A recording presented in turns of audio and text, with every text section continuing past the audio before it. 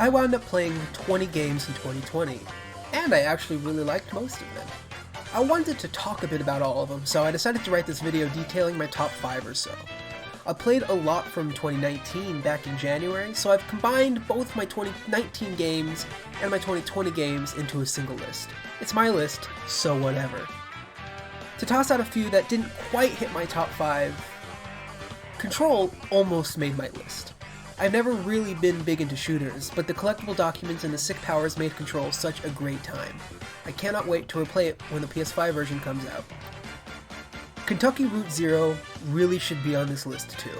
I had never heard of it before Part 5 released, but it is a truly amazing tale of capitalism and those who are just trying to survive in it. It's a game I don't want to spoil, but please check it out. I replayed Donut County, and it is such a great game. I love Star Wars, and Jedi Fallen Order is more Star Wars. It's fun enough. I'd never played a Final Fantasy game before, but Final Fantasy VII Remake really did it for me. Can't wait for Part 2 in 2025 or whenever. Paper Mario: The Origami King is very good, has an amazing soundtrack, and incredibly endearing characters. If this was just 2020 games, it'd be in for sure. Mario 3D All-Stars is 2 great games, and Mario 64 in an okay package. I'm glad I can play them again, but Nintendo is really screwing us over. I played The Last of Us for the first time.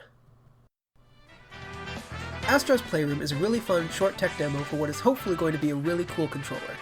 It's also a really tight 3D platformer, but was more linear than I was hoping for.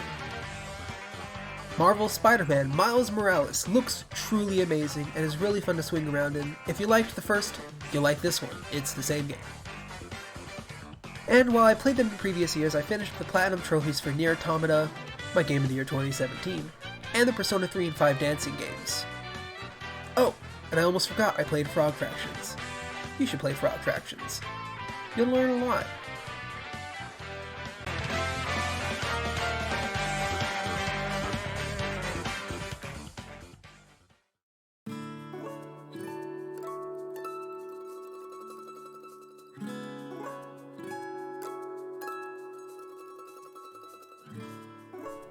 Autumn is my favorite season, and Animal Crossing is one of my favorite game series. So when Patrick Klepek from Vice Games sold A Short Hike as a marriage between the two, and we were still 3 long months from New Horizons saving us, A Short Hike really gave me the dopamine I needed at the time. You are a bird girl visiting her aunt at a beautiful mountain national park. Your only goal is to hike up said mountain. You need to go around, talk to other park visitors, and collect feathers to finish up the very relaxing trek. And it's all the beautiful red and gold of autumn, and the soundtrack by Mark Sparling is wonderful. Each area gets its own relaxing or adventurous theme to accompany your short hike. It's also only 4 hours long and released on Switch this year. Highly recommend it.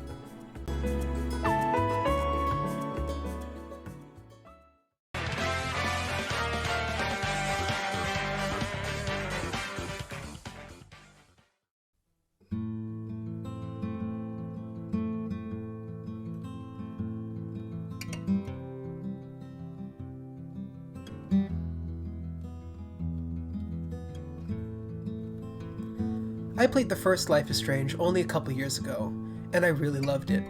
When 2 was announced, I patiently waited for all the chapters to release and marathoned through it all at once. And it messed me up. In a good way. The story of these 2 boys just trying to survive this cruel world that is always against them is so good. It's really a shame not many people seemed to play it. I'm also very happy with the ending I got, but that's all I'll say. Please go play it. I think it might even be on Xbox Game Pass.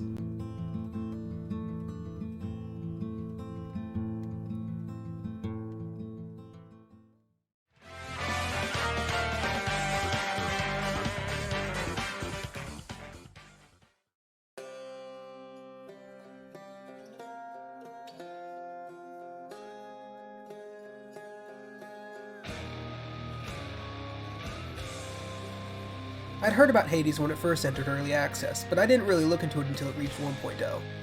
It only took me about a week of hearing about it before I knew I wanted it. Then I only put about 150 hours into it. You play Zagreus, son of Hades, who is trying to escape hell, and you die trying. A lot. Each time you escape, the rooms are randomly generated and the different Greek gods try to help you out. The combat is tight, the voice acting is very entertaining, and the music slaps hard. Even if you're not into roguelikes, it's worth giving Hades a shot.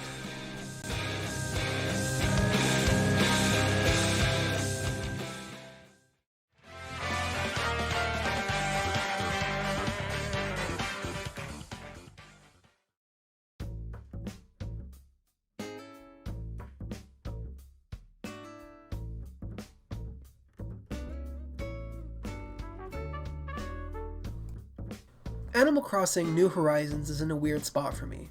By pure hour count, this should be number 1 with a bullet. I've put in over 400 hours, and I've played it every single day since it released in March. Literally every day. And I love it. I love it so much. In a time where I'm stuck at home and every day I'm alone in my room, it's really nice to experience seasons and have 8 friendly animals to talk to every day. I just wish it had more stuff. I can't help but compare New Horizons to New Leaf, where so many things just aren't around. Yeah, they're slowly adding things like swimming or the Dream Suite, but I really miss the sense of progression Main Street gave me. I miss Leaf having his own shop. I miss Katrina the fortune teller. I miss the random bench that did nothing. Where's the gosh darn cafe? While the new landscaping tools are really cool, they're not really for me. I've only used them to flatten out cliffs and rivers to place staircases and bridges respectively. And crafting stuff is a neat idea, but we need bulk crafting, and tools breaking is really, really annoying. And gyroids are still not in the game, and it is a crime. But then, every once in a while, I'm completely blown away by how gorgeous this game looks. And every time I dress my character in a really cute outfit, my endorphins explode. They say you're the most critical of the things you love, and I do really love New Horizons. Just not as much as I love New Leaf.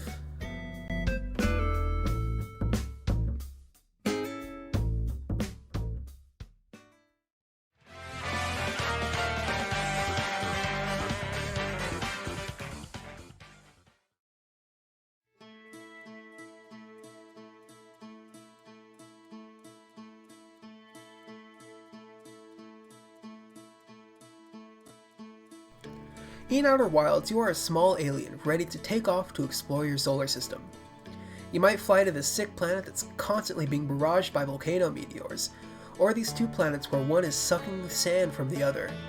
Maybe you don't get as far as the moon you're right next to. On these planets, you do your best to discover what's up with this alien civilization that was there before your species evolved. And oh crap, the sun just exploded. In Outer Wilds, you are a small alien ready to take off to explore your solar system. The story is so well done. The ending and the certain revelations you find along the way really hit the feels button hard. And exploring the myriad of planets is sometimes fun, sometimes terrifying, always rewarding. Just make sure to check your computer and your ship for hints on where to go next.